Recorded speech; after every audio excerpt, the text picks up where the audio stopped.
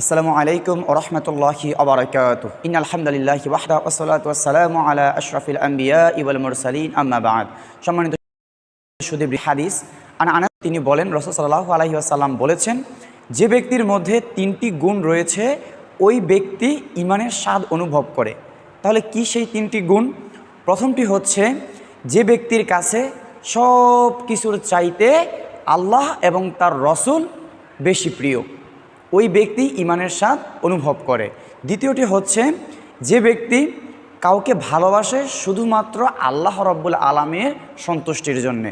অর্থাৎ কেউ কাউকে যখন ভালোবাসে তখন সেই ভালোবাসাটা হতে হবে কি আল্লাহর জন্যে, আল্লাহর সন্তুষ্টির জন্যে। কিন্তু দেখা যায় আমাদের ভালোবাসাগুলো হয় স্বার্থের জন্যে।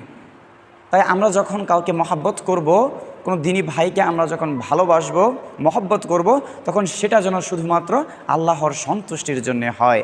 এবং তৃতীয়টি হচ্ছে, আগুনে ফিরে যাওয়াকে সে যেমন অপছন্দ করে, ঠিক অনুরূপভাবে কুফরিতে ফিরে যাওয়াকে সে অনুরূপভাবেই অপছন্দ করে। তাহলে এই তিনটি গুণ যে ব্যক্তির মধ্যে রয়েছে ওই ব্যক্তি ঈমানের স্বাদটা অনুভব করতে পারবে। প্রথমটা হচ্ছে, যে ব্যক্তির কাছে সব কিছুর চাইতে আল্লাহ এবং তার রসুল অধিক প্রিয়। এবং দ্বিতীয়টি হচ্ছে, সে যখন অন্য কাউকে ভালোবাসে আল্লাহর জন্যে ভালোবাসে।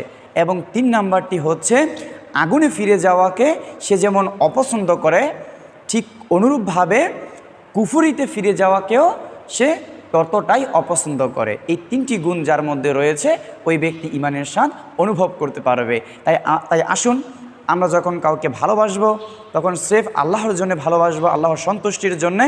এবং দুনিয়াতে যা কিছু রয়েছে সব কিছু থেকে আল্লাহ এবং তার রসুলকে আমরা বেশি প্রাধান্য দিব, বেশি ভালোবাসবো, এবং কুফরিতে আমরা লিপ্ত হব না। আল্লাহ রাব্বুল আলামিন আমাদেরকে তৌফিক দান করুক, আমিন। ওয়া আখির দাওয়ানা আনিল হামদুলিল্লাহি রাব্বিল আলামিন। আসসালামু আলাইকুম।